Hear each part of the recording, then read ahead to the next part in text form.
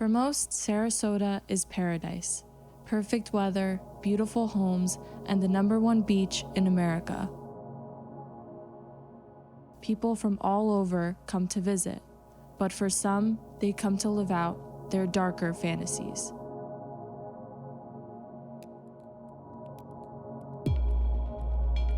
Prostitution is rampant in Florida. With 3 football teams, 2 professional basketball teams, and countless college campuses, the demand for sex is high. In 2016, the Sarasota Police Department alone made 86 arrests for soliciting a prostitute. Most of the women arrested for prostitution are found on Route 41, or as Sarasotans call it, the North Trail. With 16 motels in a 1-mile radius, sex can be found on almost every corner. The Street Crimes Unit in the Sarasota Police Department patrols the North Trail, arresting the women. One of those officers is Dimitri. He's been in law enforcement for 23 years, but Dimitri joined the Street Crimes Unit in 2012. I remember working in areas where there was a lot of prostitution, like on the North Trail, and driving by these women and, really not stopping to really think about who they were and where they came from and why they were out there. I just almost assumed, just like everyone else, that, they wanted to be there. And really that drugs was the driving force behind them being out there. Sarasota is the second biggest drug market in Florida, and prostitutes are some of the most active consumers. This gives the police extra motivation to make arrests. How many chances are we going to give these women? We gave them one chance. They said they wanted to go to jail and they're back out on the street. Oh well, forget about them. 80% of prostitutes return to the street after being arrested, for good reason. The estimated 1 million prostitutes in the United States generate $14.5 billion a year. One of the women that Dimitri arrested was Kelly. Kelly grew up in a loving home, but everything changed when she was 16 and prescribed opiates. My addiction had started years earlier, being prescribed opiates. That addiction started spiraling. Her parents kicked her out, which brought her to Florida. But with no money and no home, Kelly found herself in shelters. It was then that she met her trafficker. I was approached by a man who offered to protect me, comfort me, and just provide things for me that I wasn't able to provide for myself. And soon into our relationship is when he started coaching me and grooming me and really teaching me how to be a prostitute. And if I didn't do what he said, that I could be killed. It's women like Kelly that inspired the government to create the Trafficked Victims Protection Act, which states any woman manipulated into sex is a victim. The Victims of Violence and Trafficking Protection Act aims to prevent trafficking in persons, provide protection and assistance to those who have been trafficked, and strengthen prosecution and punishment for those who are responsible for the trafficking. But this new mentality didn't trickle down to Sarasota. Selah Freedom came to us and said, hey, we want to help you with your sex trafficking problem. And our response was, what are you talking about? We don't have a sex trafficking problem. We have some open air prostitution, up on our main track, North Tamiami Trail, but that's all we've got. Selah Freedom is a local nonprofit that works with the police to change their perception of prostitutes, from criminals to victims. The police now attend training classes taught by Didi, a case manager for Selah Freedom. It's helping them understand that these women that we serve have this history of being exploited as a child. Visible signs of abuse, of course. If you see marks of what maybe looks like somebody grabbed their arm and they're very hesitant to really explain what's going on and where they got that from. Or maybe Didi gives the police real case files to work with, to equip them for what they will face on the street. Some of the red flags we tell them about, there will be like layers of blankets on the bed, so they can quickly just remove a layer of a blanket when they're having the next John come in. Or there could be a counting system where they have like a deck of cards where they're moving one over to the other. So that's like a possible counting system. Just things to see on scene when they're dealing with these women or even men in some cases. So they kind of go, wait, that's not normal. These girls are around. They can be used anywhere from 14 to 40 times a day. So it's a significant amount of money. And you can see, this is always one of my favorites because obviously K-Mac is her trafficker. So if you see another girl with that tattoo, you know that she's more than likely being trafficked by the same guy. We deem them as criminals. Come to find out, after being educated on the topic, these women are victims. They come from a lifetime of trauma and victimization. And in fact, what we were doing was continuing the victimization process. These are women that went to school here in Sarasota, that came from the high schools that my kids go to. At once probably had a promising life and maybe still have a promising life, but they need a little extra help. To stop this process, the police work with Sail of Freedom to connect with the prostitutes. They tried to reach the women first by scanning Backpage, a legal website for prostitution. She's holding a phone, so it looks like she's taking her own picture.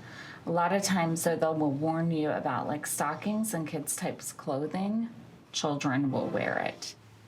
By posing as Johns, they can almost guarantee a response from the prostitutes. Oh, we got a good morning. Would you like to schedule? Oh.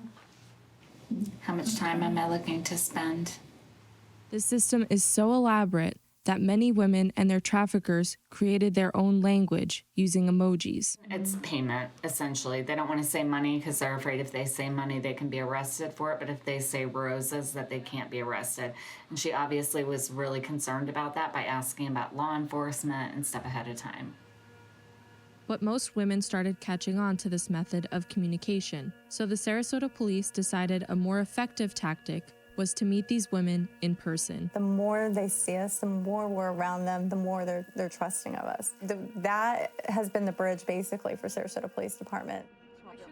To learn how to build relationships with the women, Dee Dee rides along with the police during Sail of Freedom's outreach hours. Here, Dee Dee checks in with the women on the street, while also showing the police how to interact with the prostitutes. One officer that rides along is Jessica Sullivan. Jessica also works as protection. The women are often watched by their trafficker. Who we got? Who is this? There's two of them. And there's a guy right there. He's watching kind of close. Which means Dee Dee and Misty can't approach the prostitute without Probably Jessica. looks like he's watching them. I'd like to know who they are. He's concerned for their safety. Of course he is. Right. In this case, the trafficker was waiting outside as the prostitute stopped for some water. Want to go buy a soda with me, Dee Dee? Yeah, we could do that. Dee Dee and Misty followed them in. Okay. He's a Diet Mountain Dew. I'm feeling it. Don't need anything to drink? The prostitutes told Dee Dee and Misty that they were okay, but were scared and couldn't talk. Misty gave them a card, hoping they would call in the future. That was really good, actually. Dang, but that makes me so mad that he's standing out there with her. Yeah, the other one would not say a word. She wouldn't even look at us, the other girl. It was through this process that the police met Kelly. They would also come find me sometimes on the street with law enforcement officers, not in attempts to arrest me or get me for doing something wrong, but to offer me services. And at that time, I just wasn't ready to accept them until I was finally arrested. You're the sailor people. Yeah, I'm not going. Hey, how are you? Like Kelly, this woman was offered services multiple times, but isn't ready to give up the life. Instead, Dee Dee and Misty ask her about her drug habit and her housing situation. Got her drug usage down to 2 days from 7 days. And she's got a job. She's living in a house down here, and there's no drug dealing going on. She was a part of our first op. We got her in the very first one. She's actually very nice. She is. She always is. Jessica hears a call over the radio and recognizes the name. It's from one of the prostitutes she's built a relationship with. Although other officers are dispatched to this domestic dispute call, Jessica decides to go too.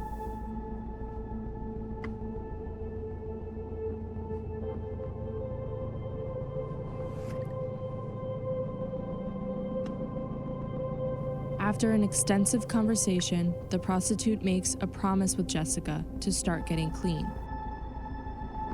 She said she's gonna call me today and she wants out. We've brought her on once before. So we'll see if she calls today. I'm glad I stopped. Me too. That was a good contact today. It was really good. Thank you. I pinky swore with her. She's like, I talked to them and I said I'd call you guys in an hour. So I went like this. And she pinky promised me. And I'm like, all right, I'm gonna hold. You need to do that. You need to call them. You don't deserve this. She's like, I know. And I'm like, do you know? Do you really know that? Because I know that. 20 minutes after leaving the scene, Jessica gets another call about the same woman. This time, it's related to sex trafficking. Yeah. I'll go swing over there and see if she'll talk to me. Thank you very much. I appreciate it. Bye. We're gonna go back and talk to Angela. I guess she told one of the officers when we left, this black guy named Tank is running 2 girls out of the sundial.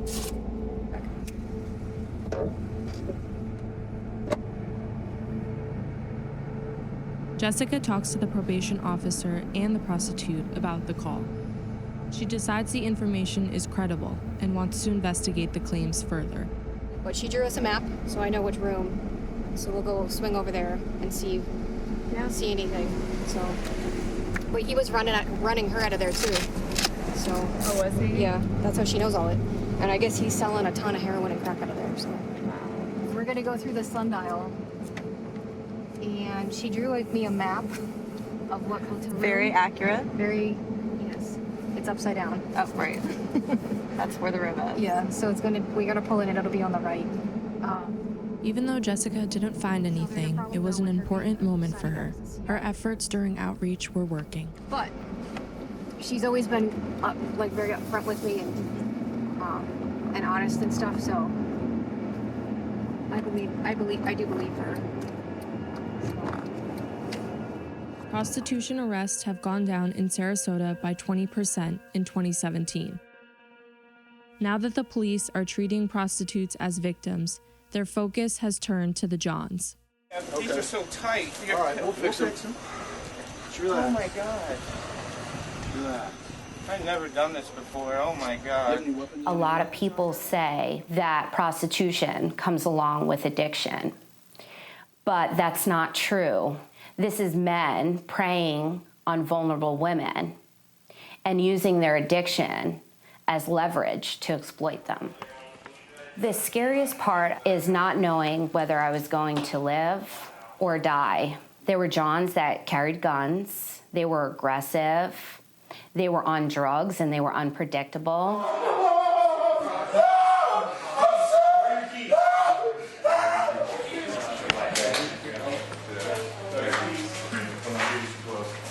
It was like, okay, let's get the Johns now, and let's go after the pimps. I remember grabbing the rest of the squad up and going, we're doing this. This is real, we're doing it. And then from then on, we were 100% plugged in. Of the melody, although you'll see him, looks like a white male orange shirt.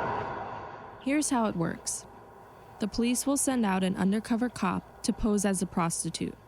She's wearing a wireless mic that can be heard on all the walkie-talkies. She's at the, Hey. What's up? Looking Come on, for let's me? go. Where you going? Crazy, let's go. Going crazy? I can go crazy. I got a room right there, number 8, Flamingo. Yeah, come on. You want to go crazy? Come on. I don't get in cars, man. I got beat out of me before. I ain't silly. You. Come on. Yeah, I don't know you. Where are we going? Right here, room number 8. Let's go. What you want? all right, stand by, good I got conversation. money, want to get How high? much you got cash? I got like $60. You got $60. Want to get high? You want to get high? Yeah. Hell yeah. Stand by, we feel. In order for the police to arrest the John, the undercover cop has to get him to say he will pay her for sex. You give me the 60? Yeah. No, I want to get high though first. You want to get high and then? Yeah. All right. All right, come on. $60. I'll meet you at room 8. All right, good deal. 60 for sex. You're gonna have dope on them. She's walking over to the parking lot, Flamingo parking lot. Good Let deal, him get good in the deal. parking lot. 60 He'll take him in. Sex. He's coming into the parking lot right now from our unit. Let's let him get a little bit deeper in there. All right, he's underneath the carport area. Go ahead. From there, the John will be brought to a substation where he will be questioned. Even though all their efforts are directed at the Johns, it can still be hard to prove intent. We've lost some cases where they've said, well, he didn't go through with it and he abandoned the crime. I'm like, they never go through with it. I don't know about that. You can get cash back on purchase. This is a crime of words. How far do we need to take it? Still, Dimitri has a few tricks up his sleeve. These Johns, the ones that are frequent flyers, they know the drill. They know that if the girl doesn't get in the car, they're the cops and they leave. We started taking their tags and then sending a letter home. Your car was seen on this date of someone's wife or whoever getting this letter going. What's this about? You've got some explaining to do. The average boy has been exposed to porn by 8 years old. By 12 years old, you have boys hiding secrets and addiction already. Meanwhile, you have a little girl that's been used for sex, and a boy is thinking, oh my gosh, these girls must love this. I've seen it my whole life. So they don't even know that they're perpetuating the abuse of a survivor of sexual abuse her entire life. By trapping the men soliciting prostitutes, the police were able to charge all 6 men with misdemeanors and felonies. Even though the police have changed their approach, they still have to arrest the prostitutes. But instead of sending them back onto the street, the police bring the women to detox centers. Once they are clean, the women are brought to court. But this is a special courtroom. The court process was safe, which I think is really important. It was a closed courtroom, and there were police presence, so no outside members of the community could come into the courtroom. You want them to not be drug addicted. You want them to work on their personal and mental health, which is a lot of post-traumatic stress disorder, and to continue in that continuum of care for the long term. Judge Quartermain presents the women with Selah's diversionary program. One woman who chose to enter Selah Freedom was Tess. Yeah, I'm just ready. How old are you? 29. So that was 2013. So you were 25. Is that the first time you went to jail? No, when you're younger. I was 21. I need to get this done. Yes. So my kids can have their mother. Yeah. How old are your kids? My son, he's 10 and my daughter, she's 8. Yeah, they don't want to see you in jail. There have been more people charged with prostitution than solicitation because it is easier to catch a prostitute. So how are you going to use law enforcement resources, and how are you going to address both sides? This courtroom was also used for prosecuting Ronald McBride, Sarasota's first human trafficking case. McBride was holding a woman hostage for months. One night, she came home a little later than usual. McBride was paranoid, thinking she stole his money, so he pistol whipped her, stripped her, performed a cavity search, and threatened to kill her. She ran to find help. McBride was found guilty of human trafficking, the first time ever locally. If they do have a pimp, he's been the love for a while. It's been the protector, the one that's been there for her. Now they're leaving him behind. It's such a hard concept for them to really be like, what do you mean you love me? So what do you want in return? It's hard to change your life from something that you're absolutely used to. Once the women finish their sentence and are ready to leave the life, they will enter the Selah Freedom residential housing, where they're given resources to get on their feet. If they make it through short-term housing, they are moved to long-term, but the residential program is one grueling year. They confront their addictions, trauma, and fears.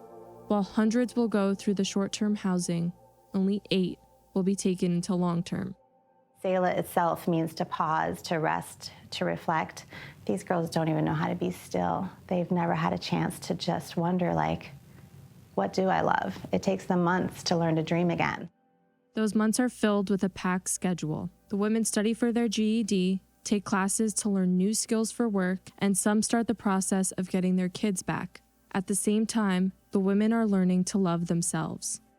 Bringing freedom means to just bring back fully everything that a person is meant to be.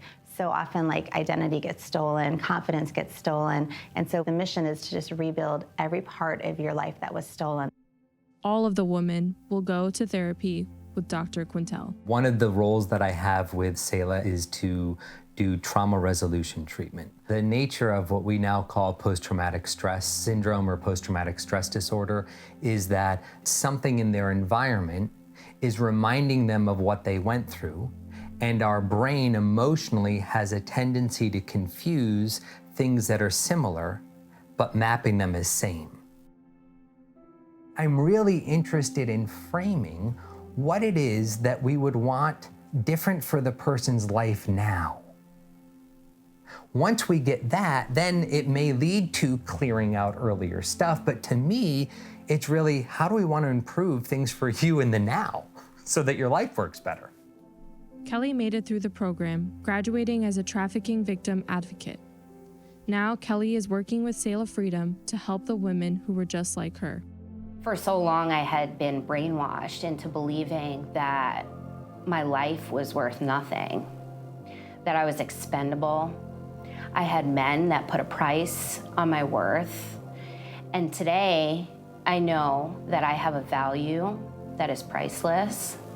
I am confident in myself, and I know my worth as a woman and a human being, and the sky's the limit for me. Kimberly is another Selah graduate who's moved on to independent living. She works as a nail technician, but decided to come back to Selah as a volunteer during outreach hours.